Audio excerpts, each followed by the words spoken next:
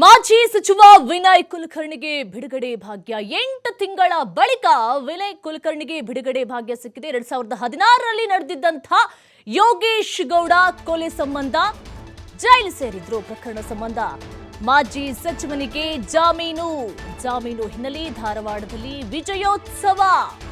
ವಿನಯ್ ಕುಲಕರ್ಣಿ ಪರ ಬೆಂಬಲಿಗರಿಂದ ಘೋಷಣೆ ಮೊಳಗ್ತಾ ಇದೆ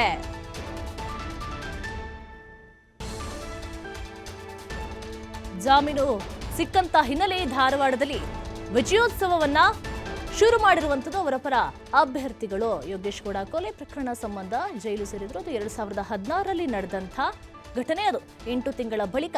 ವಿನಯ್ ಕುಲಕರ್ಣಿಗೆ ಬಿಡುಗಡೆ ಭಾಗ್ಯ ಸಿಕ್ಕಿರುವಂತದ್ದು ಜಿಲ್ಲಾ ಪಂಚಾಯಿತಿ ಸದಸ್ಯ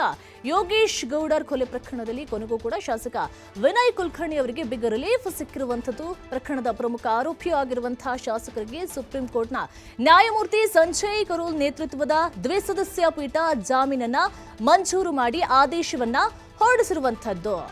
ವಿನಯ್ ಕುಲಕರ್ಣಿ ಪರ ವಾದವನ್ನ ಮಂಡಿಸಿದ್ರು ಹಿರಿಯ ವಕೀಲ ಸಿದ್ಧಾರ್ಥ ಲೂತ್ರಾ ಹಾಗೆಯೇ ಸಾಕ್ಷಿಗಳ ವಿಚಾರಣೆ ಕೂಡ ಮುಕ್ತಾಯಗೊಂಡಿರುವಂತದ್ದು ಈ ಹಂತದಲ್ಲಿ ಸಾಕ್ಷ್ಯ ನಾಶವಾಗಲಿ ಅಥವಾ ಸಾಕ್ಷಿಗಳ ಮೇಲೆ ಪ್ರಭಾವ ಬೀರಲು ಸಾಧ್ಯವಿಲ್ಲ ಹಾಗಾಗಿ ಪ್ರಕರಣದ ಇತರೆ ಆರೋಪಿಗಳಿಗೆ ಈಗಾಗಲೇ ಜಾಮೀನನ್ನು ಸಹ ಕೊಡಲಾಗಿರುವಂತದ್ದು ಹಾಗಾಗಿ ವಿನಯ್ ಕುಲಕರ್ಣಿ ಅವರಿಗೆ ಜಾಮೀನು ನೀಡಿದ್ರೆ ಸಮಸ್ಯೆ ಇಲ್ಲ ಅಂತ ಹೇಳಿ ಒಂದು ಕಡೆ ವಾದವನ್ನು ಕೂಡ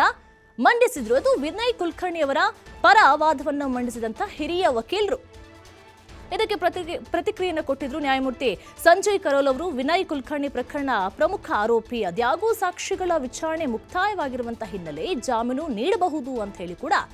ನ್ಯಾಯಮೂರ್ತಿ ಸಂಜಯ್ ಕರೋಲ್ ಅವರು ಕೂಡ ಹೇಳಿಕೆಯನ್ನ ಕೊಟ್ಟಿದ್ರು ಅದು 2016ರಲ್ಲಿ ನಡೆದಂತಹ ಕೊಲೆ ಪ್ರಕರಣ ಯೋಗೇಶ್ ಗೌಡ ಕೊಲೆ ಪ್ರಕರಣ ಸಂಬಂಧ ಜೈಲು ಪಾಲಾಗಿರುವ ಪ್ರಕರಣ ಸಂಬಂಧ ಈಗ ಮಾಜಿ ಸಚಿವನಿಗೆ ಜಾಮೀನು ಸಿಕ್ಕಿದೆ ಜಾಮೀನು ಸಿಕ್ಕಂತ ಹಿನ್ನೆಲೆ ಧಾರವಾಡದಲ್ಲಿ ವಿಜಯೋತ್ಸವ ಸಂಭ್ರಮಾಚರಣೆನ ಮಾಡಲಾಗ್ತಾ ಇದೆ ಹಾಗೆ ವಾದ ಮತ್ತು ಪ್ರತಿವಾದಗಳನ್ನು ಆಲಿಸಿದಂಥ ಬಳಿಕ ಕೋರ್ಟ್ ಜಾಮೀನು ಮಂಜೂರಿಗೆ ಆದೇಶವನ್ನು ಸಹ ಕೊಟ್ಟಿತ್ತು ಅಲ್ಲದೆ ಇನ್ನೆರಡು ತಿಂಗಳಲ್ಲಿ ವಿಚಾರಣೆಯನ್ನು ಆರಂಭಿಸಲು ವಿಚಾರಣಾ ನ್ಯಾಯಾಲಯಕ್ಕೆ ನಿರ್ದೇಶನವನ್ನು ಸಹ ಕೊಟ್ಟಿತ್ತು